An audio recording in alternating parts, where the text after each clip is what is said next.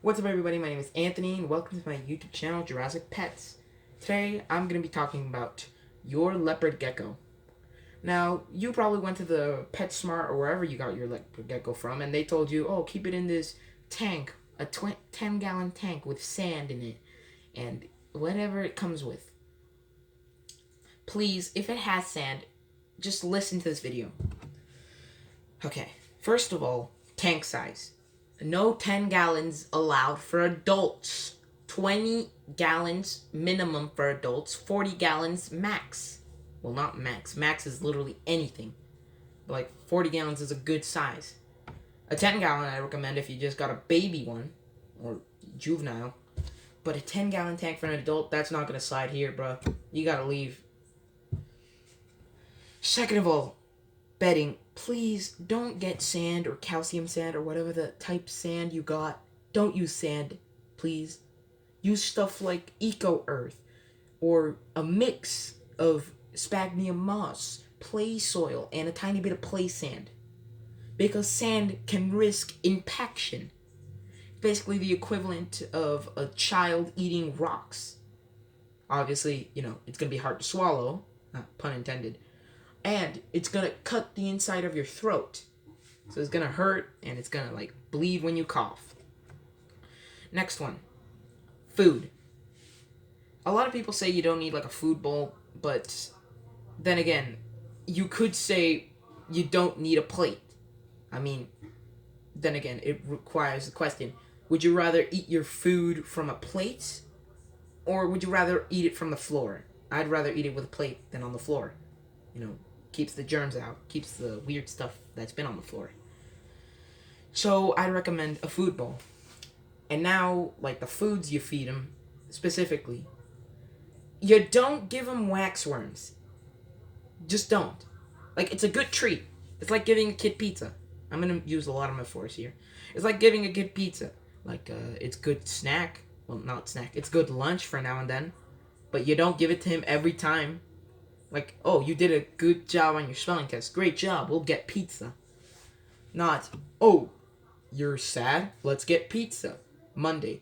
Oh, you're sad? Let's get pizza. Tuesday. Oh, you're just having a normal day? Let's get pizza. Saturday. Literally any day of the week, you don't feed them so many freaking waxworms. Mealworms. Okay. Crickets. Okay. And even with any food you feed them, you need to make sure you powder them with calcium dust. Or vitamin D3. It's good for them because they are victim to metabolic bone disease. Basically, it's this weird thing where if they don't have enough vitamins or calcium, their bones or their arms and legs, basically with something I like to call noodles. Basically, they twist and turn, and when they do get the calcium they need, it's really weird. But yeah, don't do that, please. Okay. Water. A lot of people, when they search up reptiles or how to take care of geckos or leopard geckos, they'll get this video from Folker's farm. And one thing I disagree with them, out of the billion things that I disagree with them with, is the fact that they don't use Reptisafe for their water. They just give them a Distani water bottle or freaking whatever water they used. Every time you give your reptile water, use Reptisafe. It makes it good for the water. It's good for the reptile. Stuff like that.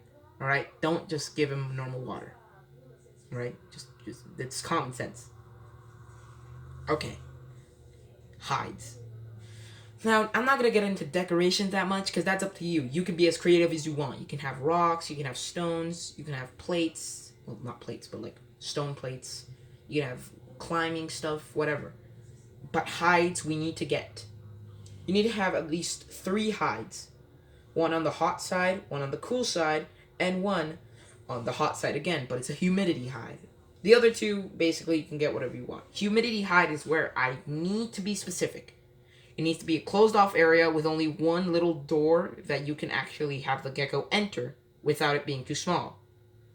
You need to fill that with whatever you have, like a paper towel, moss, stuff like that. You just squirt it down repeatedly, a lot, until it's wet enough that it can't be so wet where it's basically a water bowl, but it can't be so dry where you can literally feel that it's been dried out.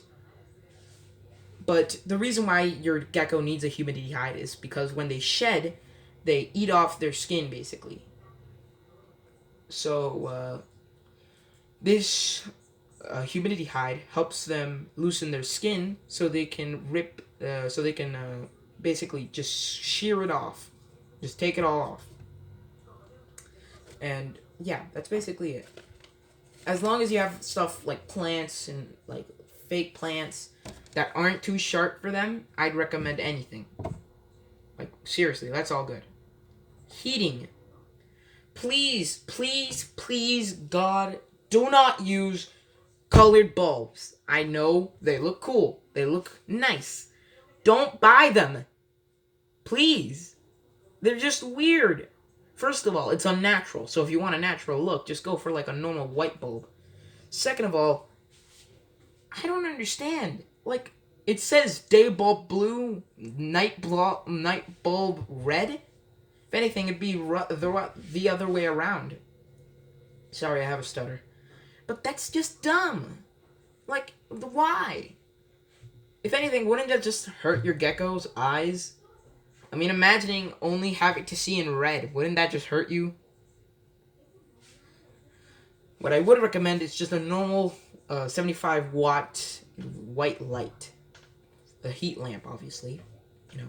But also, in their natural habitat, when it's nighttime and the lights are off, you know, the sun, people have, because these guys are found in Pakistan, India, places like that, and Iran specifically, they have heat from below.